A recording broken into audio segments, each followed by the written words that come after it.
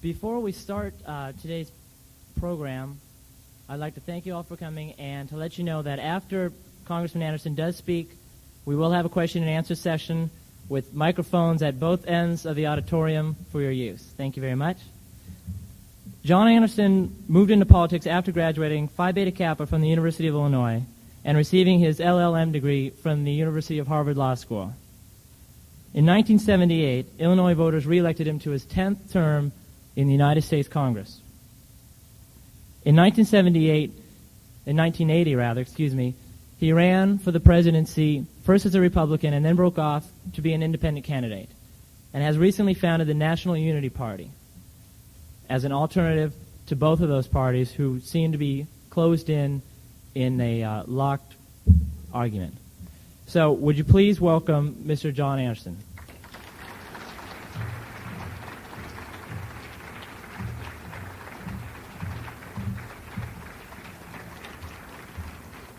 Thank you very much, Andrew. I am delighted to be here, of course, on the campus of UCLA.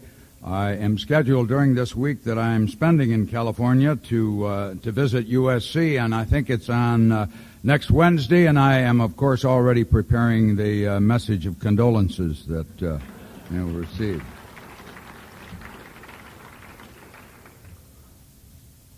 I certainly am pleased that UCLA has participated in the Votorama. I only wish that I could have been here, of course, at the outset of the program, but that was not possible. As Andrew has indicated, I am not here to urge you to simply register. I don't think it's enough to simply register in one of the two old established parties. I believe that America needs a new political party. And I am not alone in expressing that sentiment, because from both the liberal and the conservative end of the spectrum, that thought has been expressed in fairly recent times. Kevin Phillips, who wrote America in Crisis, the Post-Conservative Age, which was published last year, expressed the thought that in this decade of the 80s, we are destined to witness a time of genuine political transition. That even as we saw the emergence of a new coalition, the Roosevelt coalition during the years of the 1930s, that phenomenon will repeat itself in the 1980s. The old linear scale of simply having politicians position themselves 90 degrees right of center or 90 degrees left of center, and in most cases trampling themselves to death because of their effort to try to find the exact center where they think most of the voters are, is not going to be good enough to deal with the kind of problems that we are going to confront in an age which will really be both post-liberal and post-conservative. At the other end of that spectrum, Walter Truett Anderson, who is the editor of the recently published Rethinking Liberalism, published this year in 1983, expresses virtually the same idea, that the 1980s are going to be a time of true transition in American political life. But what he says, I think, appeals to me in the sense that he sees the crisis that we are confronting, the same crisis about which Kevin Phillips, the conservative author, has written. He sees that crisis in terms of the nation state itself, and says that now, up until now, we have been determined to preserve that organization of human life, that is, the nation state, even at the cost of risking all human life on the planet. I feel obliged to warn you that he also goes on to suggest that this probably is not a very safe political topic for a political candidate. He says it isn't a good topic for a political candidate who is looking for an issue, because to talk about national sovereignty somehow connects to the feelings of personal power and self-esteem that most people have. And I think that's exactly what is wrong with the dialogue that we are hearing from both the Democratic and the Republican Party, the two old parties that have dominated the national political process for 130 years.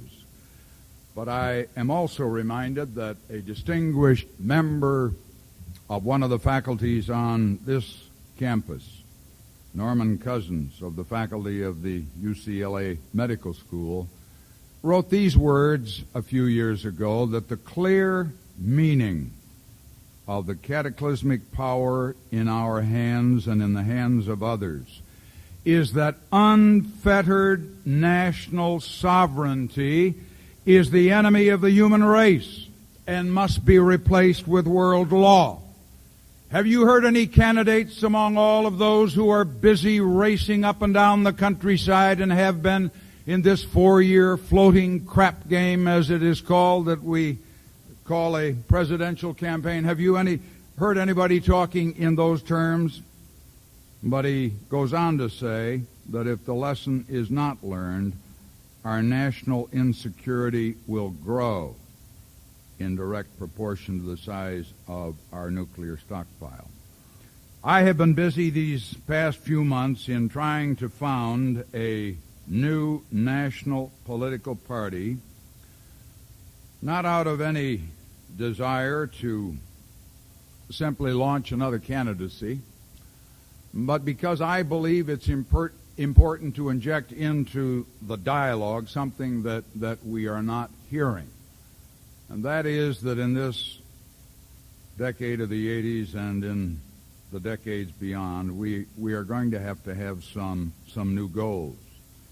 And I put down 3 or 4 points that I have determined in my own mind are important to the rethinking, the reconceptualizing, if you will, of national security policy that is needed.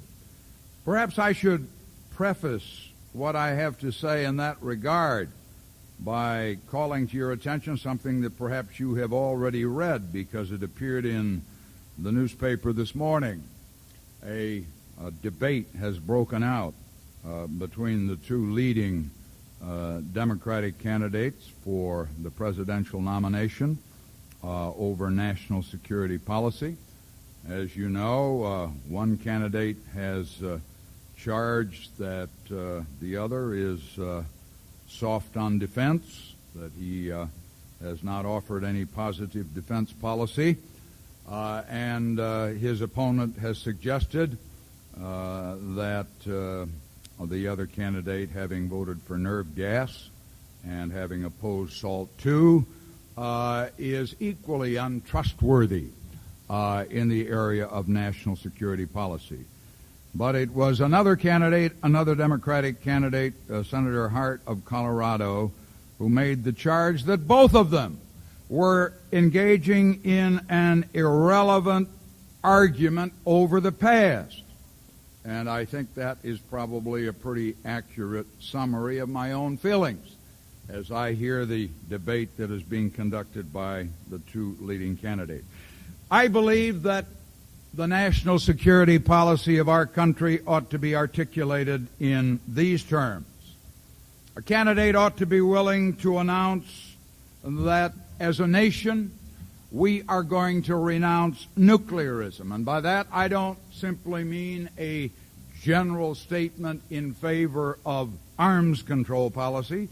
I mean a clear declaration that we will announce the no first use of nuclear weapons. I think, secondly, that we ought to articulate that new national security policy in terms of a willingness to state that we are going to conduct a non-interventionary foreign policy, whether that's in the Caribbean, in Central America, or in the Middle East. And thirdly, I believe that new national security policy, or the concept of that policy, ought to embrace the thought that we are willing, in lieu of that interventionary policy that has been conducted by administrations of both old parties during this post-war period, we are willing to say to the world that we are prepared to transfer peacekeeping functions to regional and to global organizations. You may say those organizations are not in being. We don't have the kind of reliable standby peacekeeping forces today in the United Nations that are capable of separating, for example, the contending factions in Lebanon, or of going in and restoring order in a place like Grenada. And that's true. And it's exactly why I think the time has come for us to announce that that is going to be our goal. That instead of continuing to stockpile arms and to build up the strength of this country to the point where, as Secretary Weinberger would have it, we are prepared to fight on a horizontal plane, a war here, a war there, a war at almost any point on the globe. We are prepared to announce that it is our intention to formulate a policy whereby we give our best efforts and dedicate ourselves to the establishment of the kind of organizations, both regionally and on a global basis, that would be able to keep the peace. And finally, in summary on this point, I think that a new national security policy has got to mean, if it's to be meaningful, it has got to embrace the idea that we are going to demonstrate a genuine and consistent commitment to the idea of the rule of law. When I disagreed with what the administration did in Grenada, it was because it seemed to me that we were taking a very significant step backward from that very important principle. We've been busy the last week or two commemorating the 20th anniversary of the death of John F. Kennedy. And one of the things that John Kennedy said in his inaugural address in January of 1961 was, let both sides, and he was talking about the United States and the Soviet Union, join in a new endeavor creating not a new balance of power, but a new world of law. I would submit we've not been busy doing that. We've not carried out that mandate during the last 22 or 23 years. We have been more interested in trying to pursue the old balance of power theory, and we've not given our best efforts nor our attention to creating a world of law where the strong are just, the weak are secure, and the peace is preserved. But until political candidates are going to be willing to articulate the goals of American foreign policy and the goals of American security policy in those terms, I don't think that things are going to change very much.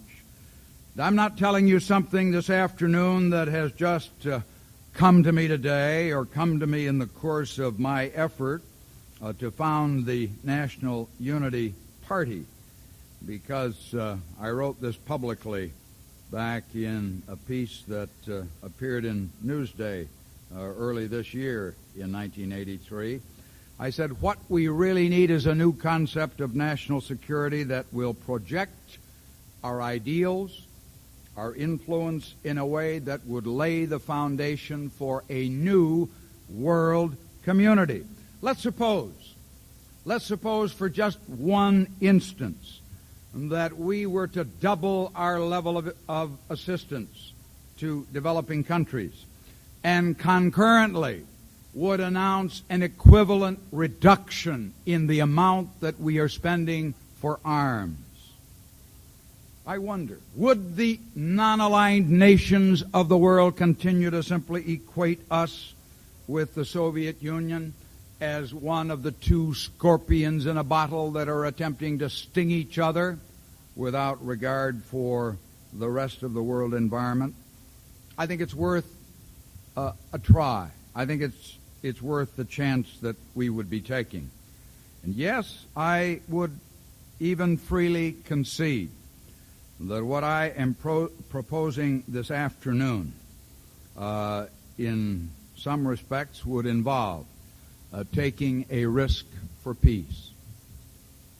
And yet, until we are willing to embrace that philosophy, until we are willing to say that even as we have been ready and willing time and again to take risks for war, and when we sent a battle fleet and an armada into the eastern Mediterranean recently to stand off the shores of Lebanon, certainly it must have occurred to our military planners that there was a risk of war, and that risk may still exist.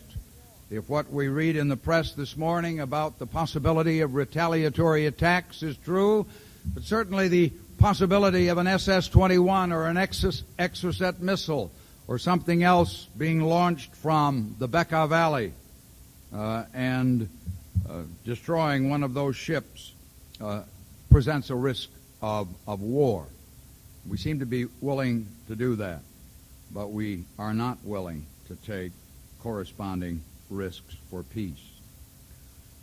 I'm concerned about the political future of our country because the record, as we have it in recent history, is one of increasing disillusionment on the part of American voters. Last month in Washington, the American Broadcasting Company, together with the Harvard School of Government, conducted a two-day seminar on that very subject. They tried to analyze why it was that voters were not turning out as they should. In 1980, the year in which I ran as an independent candidate, almost 48% of those who might have voted, who were eligible, could have voted, did not vote. Even in 1982, a year ago, in the midterm congressional elections, when we were still locked in the depths of the recession, the Great Recession, the worst recession in 50 years. You may recall that after that election it was revealed that something like 39%, a little under 2/5 of the eligible electorate had even bothered to vote then.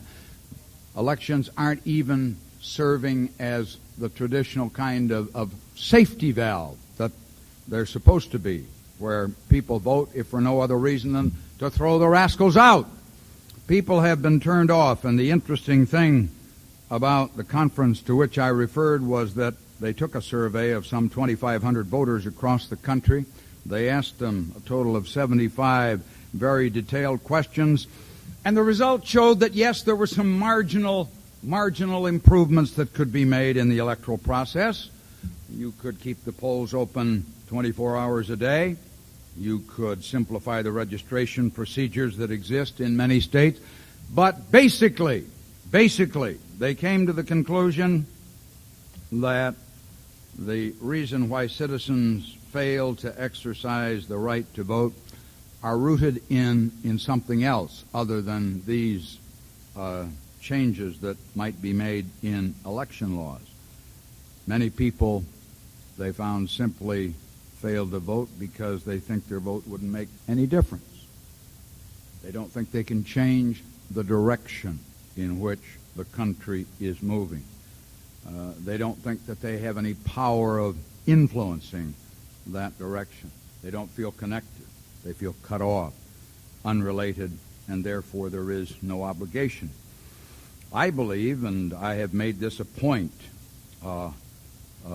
as one of the reasons why I think a new party is important, is that in many cases people look at how the old parties finance their campaigns at the federal level as far as legislative races are concerned, and They realize that more money is going into campaigns today from political action committees, from special interest groups, than is coming from party committees. It might be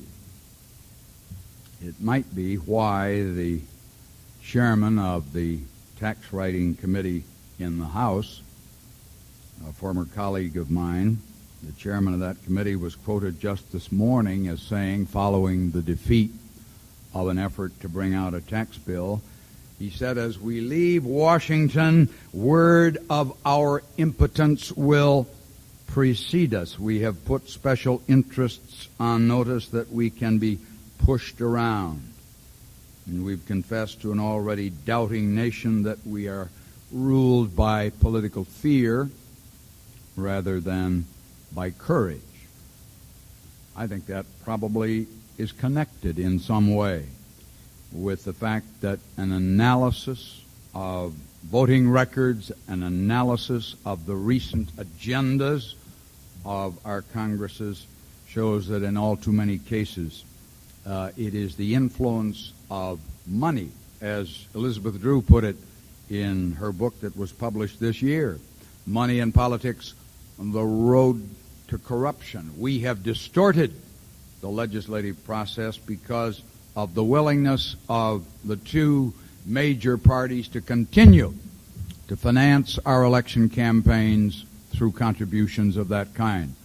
I know very well because 10 years ago, 1973, when I was still a member of the U.S. Congress, I co-sponsored with Morris Udall legislation that would have substituted at least partial public financing by permitting small contributions to be matched from individuals, to be matched from the federal checkoff fund. That legislation never was enacted.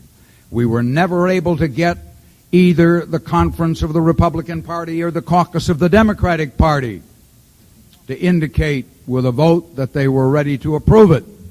Indeed, quite to the contrary, they have actively opposed it.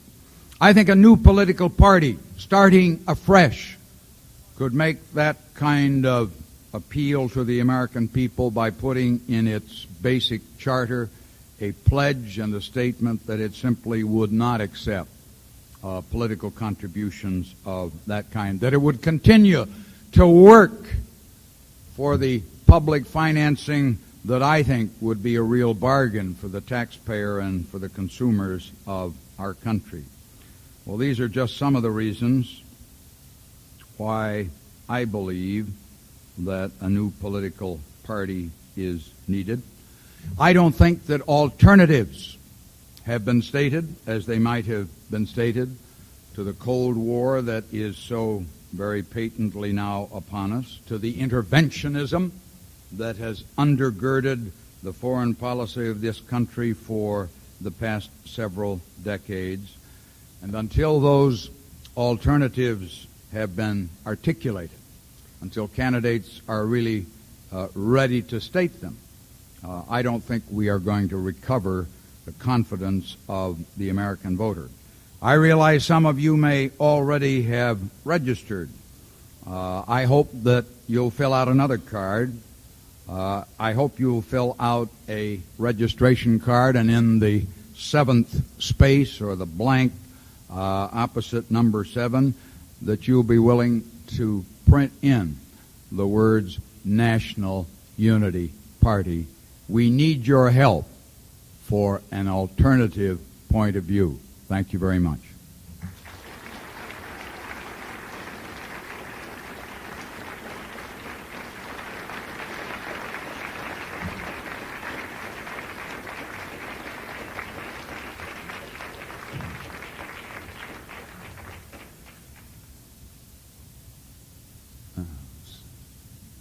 Yes. No, I was going to now. Any questions that people have, come to the side microphones, please.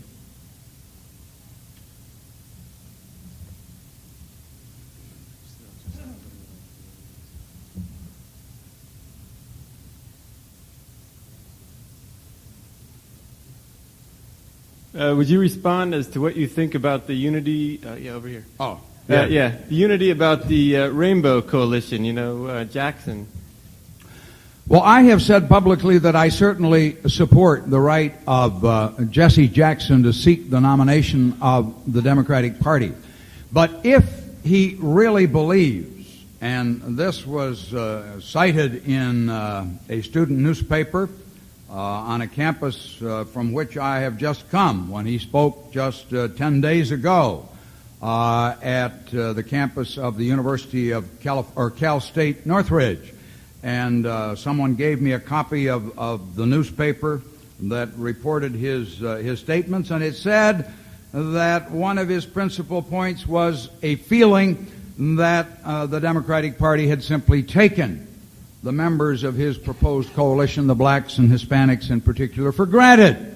And I said that it seems to me that he's only too correct in expressing that point of view, and I think that it would be far more effective if he would support the effort of a new party, a new political party, to demonstrate to both the Republicans and the Democrats that the members of his coalition should not be taken for granted.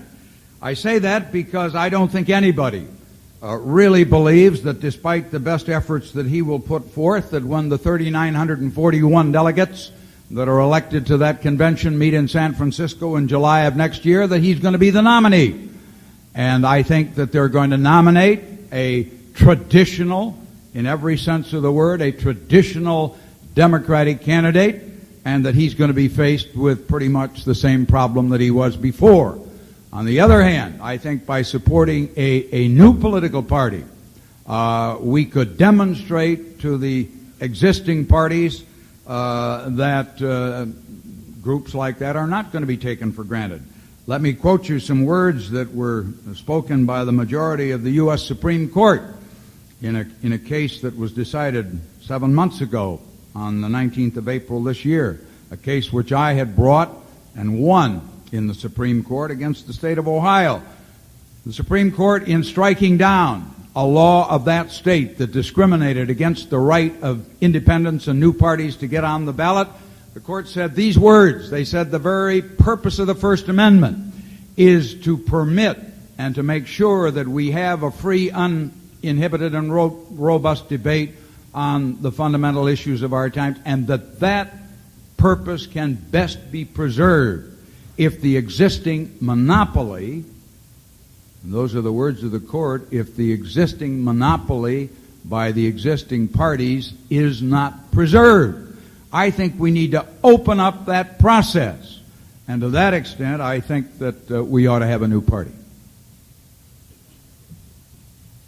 Mr. Anderson, do you feel that we could stimulate the economy equally well by putting money into a space exploration or space exploitation program instead of the Defense Department? And if so, how much of that transfer would you like to see? Well, I certainly think that if you look at the studies that have been made on this subject, that they make it crystal clear that there are better ways of generating jobs and generating employment than building military hardware. Sure, they're going to provide some jobs.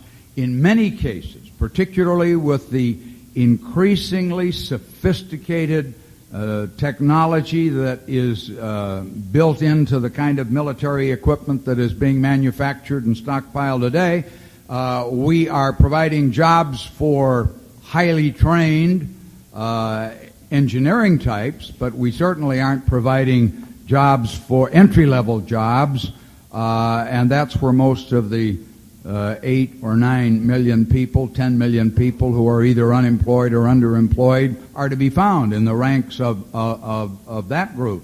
So I don't think that the military pork barrel is a very good way of providing jobs.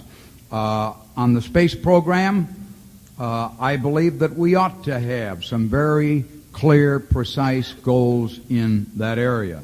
I think that it's not too much to suggest that, for example, by the end of the present decade, we ought to have a fairly specific idea of how many square feet of manufacturing space we're going to have available in a manned orbiting space station, stationed there on a permanent basis, because of the advantages that can be derived from the environment that is created in outer space for certain types of activities. So sure, I think this would be from the standpoint of not only preserving the leadership of this country in an important field of scientific endeavor, but from the standpoint of jobs, it would be a better deal, far better deal for the American taxpayer than to simply put it in the stockpiling of weapons. Sir, I would like to know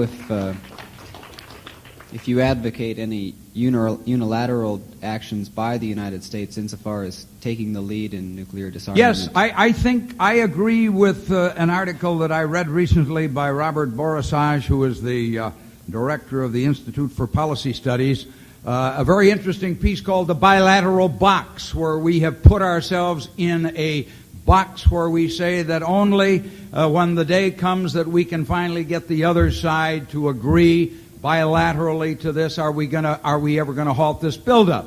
You know, that's the kind of thinking that has given us the MX. That's the kind of thinking that's going to give us a $70 billion program called the Midget Man missile.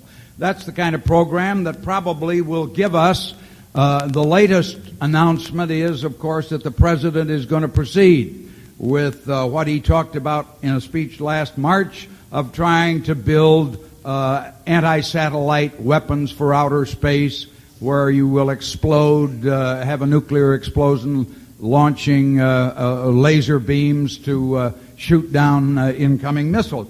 No, I think we've got to be prepared on the basis of the knowledge that we have of our ability now to destroy at least 75 million Russians. We've got to be willing to say, yes, we will suspend some developments.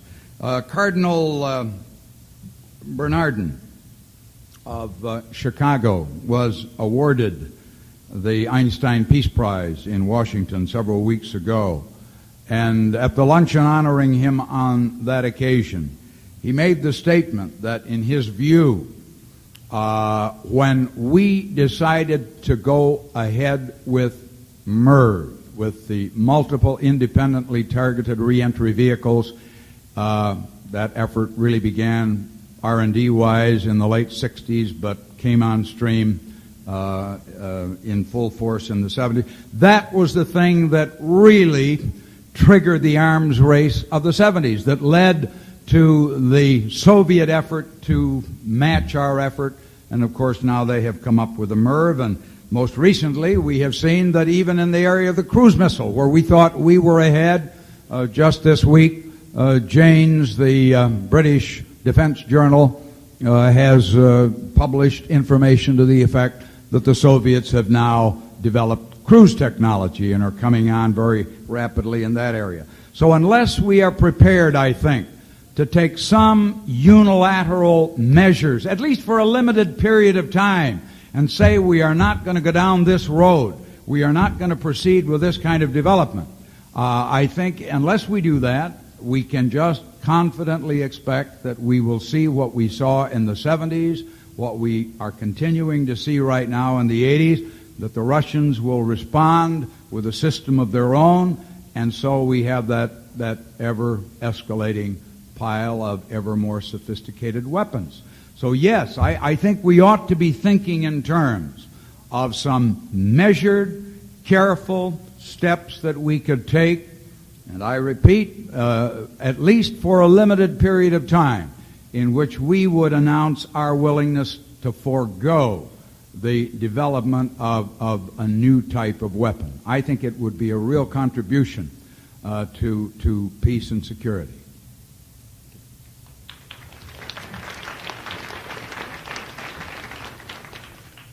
An idea that has been, I see in the papers, people talk about it, some of the Democratic candidates have been talking about this idea of a national industrial policy.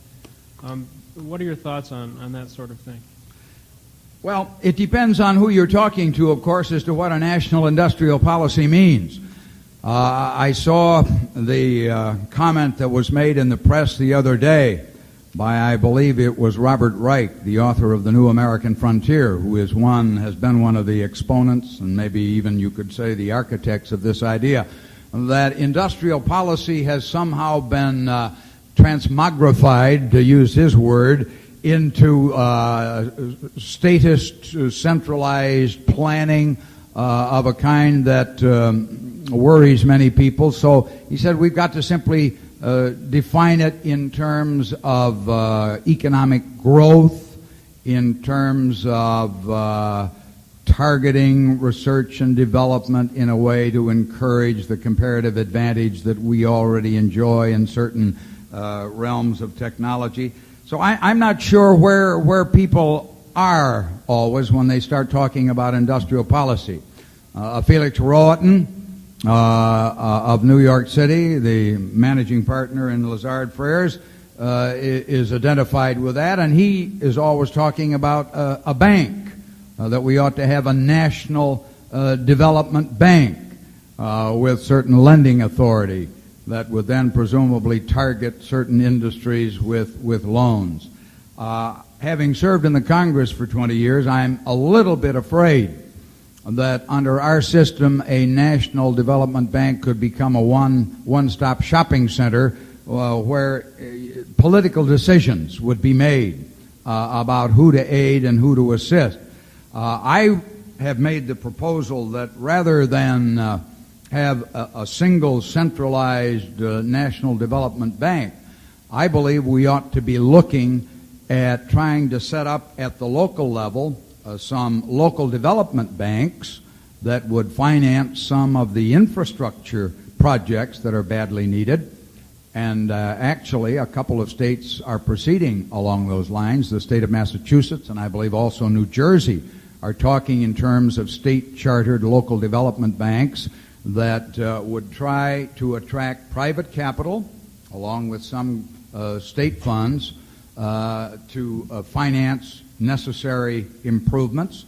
And I also think that we might give some consideration to the idea of a decentralized new venture capital banking system. I'm very much afraid, as I see the tendency toward consolidation and concentration in the banking industry, that we may end up with just relatively few networks of really big banks. And in this increasingly computerized world in which we live, if the small investor doesn't somehow fit the right profile that the computer punches out for loan eligibility, he may be just lost in the shuffle. And small business is important to our economic future, and so I would rather see a decentralized system of local improvement banks and venture capital banks than a single big national development bank. But I'm not totally opposed to some facets of industrial policy, insofar as they would focus attention on the need to have a definite plan for training and retraining of workers. I think it's important. And as I have just said, most of the articles that I have read about industrial policy also emphasize the importance of doing something to make sure that we don't become a nation of haves and have-nots, that in the upper Great Lakes region, the Northeast, some of the other areas that are not growing as rapidly as the Sun Belt, some assistance may be needed to make sure that the kind of climate exists that will encourage and provide incentives for new industry. So those parts of an industrial policy have some appeal for me. I am not convinced that the national bank idea or some of the other bureaucratic mechanisms that are being talked about make an awful lot of sense. If, as you say, you're opposed to, a disarmament policy without the agreement of bilateral disarmament, plus the fact that you favor a non-first strike use of nuclear arms, plus a non-intervention overseas in present or future Russian advances, how do you propose that we defend ourselves against such advances? Well, I'm not suggesting that we are just going to drop all of our nuclear weapons in the depths of the deepest sea, and I think this can be clearly established that even if we were to sustain a first strike, we would still have more than 6,000. This is information from at least the Center for Defense Information, that we would have 6,000 nuclear weapons available to devastate any attacker and any aggressor. I don't think that the Russians are that lunatic and that crazy that they are going to go ahead and launch a first strike against us or against our land-based missiles, knowing that we have that kind of retaliatory capacity. I think we've succeeded in scaring ourselves to death, and the President, as you know, has talked about the great window of vulnerability that has to be closed, and how we've got to have this new generation of missiles to make sure that the SS-18 isn't launched against our Minuteman IIIs and Titan II missiles. When I look at the remaining retaliatory capacity that we would have, even if we cut off now any further stockpiling or inventorying of these weapons, I just don't think that anybody in their right mind is going to attack the United States with nuclear weapons. I'm not proposing that we totally, unilaterally disarm. I am proposing that we ought to say we will not be the ones that will launch a first strike that will engage in the first use of nuclear weapons. Just the other day, or several weeks ago, the man who was the author of Flexible Response, the former Secretary of Defense Robert McNamara, espoused a doctrine of no first use as far as NATO was concerned, on the grounds that these were weapons, nuclear weapons, that couldn't be used, because once they were launched, they would inevitably provoke a counterstrike that would escalate the war to the point of general nuclear conflagration that would destroy both sides. So why don't we just realistically accept, I think, that fact, announce that we are not going to be the first to use these weapons, announce that we are not going to build any new generation of missiles, that we're going to rely on what we think is an adequate retaliatory force that we already have, and turn our attention to some of these other goals that I tried to describe a little bit earlier, about beginning to build and create and endow with authority those regional and global organizations that could then be created to keep the peace. Renounce the unilateralism, renounce the interventionary policies that are not making us more secure, because I believe that today, 3 years after this great build-up began, that the world is not a safer place, and that most Americans don't feel more secure today than they did before that build-up began. We've got to find new and better answers than those that have been provided. But don't you think if we let our technology in the arms race slow down to a standstill, that the Soviets can surpass our technology and You're eventually still make us obsolete? assuming that the Soviet Union wants to launch a preemptive first strike against the United States. And It's not necessarily that. that. I think with those 6,000 weapons that could be launched in retaliation, I don't care how good their technology becomes, they are not going to want to see 75 million of their people destroyed.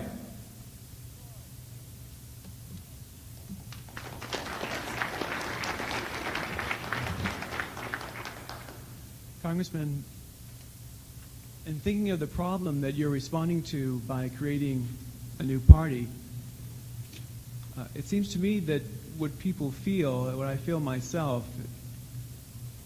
it results in the voter apathy. I wonder if it could be solved by creating a new party, even with an energetic, attractive candidate at the head.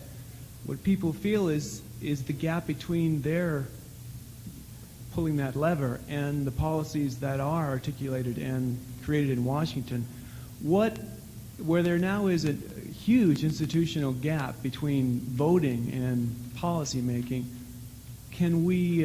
what can we add in this gap to give the voter more a feeling of Well, a participation? very distinguished political scientist who happens to be a very good friend of mine, Professor Theodore Lowy of Cornell, wrote an article just before the elections a year ago called Where is Liberalism Now That We Really Need It? And interestingly enough, he addresses the point, I believe, that you have just raised in your question, and said that if the electorate is ever again to have any direct relationship to public policies, the party system is going to have to undergo fundamental change. And then he elaborates as one of the most important changes the idea that we add a third party to the present two-party system, that we provide the additional competition and the new ideas that new party would have a vested interest in proclaiming. They frankly would have less to lose. They are not locked in, as I said in the interview that appeared here in your Daily Bruin, and I will repeat it again. I think that the Democratic and the Republican parties, as they presently exist, are too locked in to a whole system of interlocking and vested interests to whom they have become over the years dependent upon for support, both financially and otherwise. So it's going to take, I think, that burst of energy and that freedom that a new party simply government from the top down. And the voice of the people is not really being heard. So your party would be open to new mechanisms of political action that would involve absolutely, more local absolutely. level. I'm encouraged, incidentally, in that regard, by what has happened in the last several years. The nuclear freeze movement developed outside of the traditional two-party system.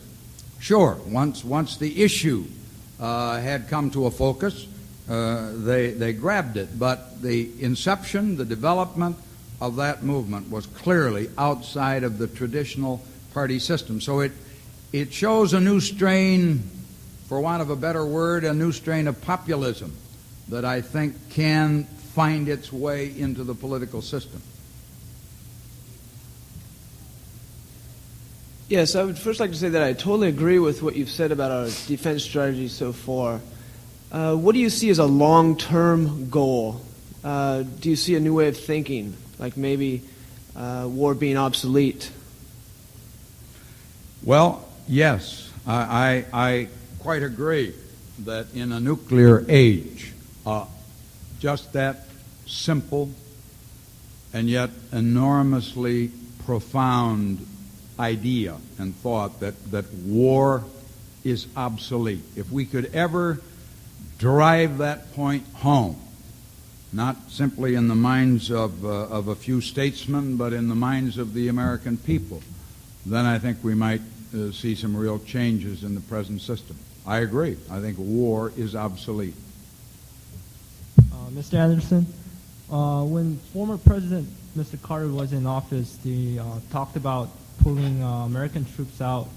He talked about what? Pulling American troops out of such countries as Korea and other countries. I was just wondering, where do you stand on that issue about pulling American troops out on foreign countries? I made it clear that you are not going to transform the world overnight. That when I talk about goals of confiding peacekeeping authority to new regional and ultimately global authorities, that first you have to have the idea, then you have to have the political will to articulate the idea and to try to advance it and carry it forward.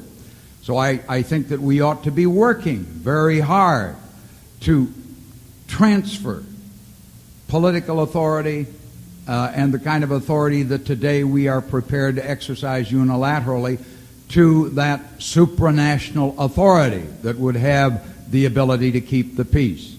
And I'm not satisfied with the present United Nations. I know what its deficiencies are. I know that the unrestricted use of the veto in the Security Council and the present system of voting in the General Assembly doesn't make an awful lot of sense. But we're not doing anything about it. We're not leading any concerted effort to try to reform those institutions or to create new ones. So first we have the goals. Then we try to build the institutions. And then we make it clear that we are prepared to surrender what, until now, we have regarded as our unilateral obligation to keep the peace. Some people think we ought to be the policemen of the world. I know that. I don't agree. I think we ought to have an international police force. We shouldn't have just one international policeman, even the United States. Mr. Anderson, what is your opinion of using boycotts of athletic competitions as political statements? Specifically, Carter's boycott of the 1980 Olympics and California's legislation calling for the exclusion of Russian athletes from the 1984 Olympics. In general, I don't think it's an effective. I don't think it's an effective tool. I don't believe. I've come to the conclusion that if you really want to make your disagreements known, that there are far better ways of doing it than injecting it into the sports area. In addition to opening up new avenues of discussion and the likelihood of a presidential candidate, what are some of the immediate goals of the party? How soon do you expect to have an impact on Senate elections, gubernatorial, local? Well, our immediate goal, of course, is to try to get on the ballot in the state of California. And to do that, we have to have 80,000 registrations in this state. We have to get that many people who are willing to sign a registration card that is provided by the county voting registrar, and which you can get at your firehouse or public library. Fill out that card and put on it the National Unity Party. That's not just to give you the right to vote. That's to give this party the right to appear on the ballot. So that's the first and the most important goal that we have. Once that has been achieved, then obviously we would hope that we could recruit candidates for additional offices as well. I think to have a truly effective and credible national party, you've got to do more than just run candidates for the presidency and the vice presidency. You've got to be able to recruit people who believe in the same principles of that platform at the local level, at the state level, in federal legislative offices, and so on. So first things first, though, the first thing we have to do is to get the registration cards in, and we only have 6 weeks to do it, to get those cards in so that we can get a ballot line, get a ballot position, and then we will go ahead and try to do some of these other things. Excuse me, but due to time restrictions, we have no more time for any questions. Thank you all for coming. We all appreciate it. And I'm very sorry we can't ask any more questions. Thank you, Congressman Anderson.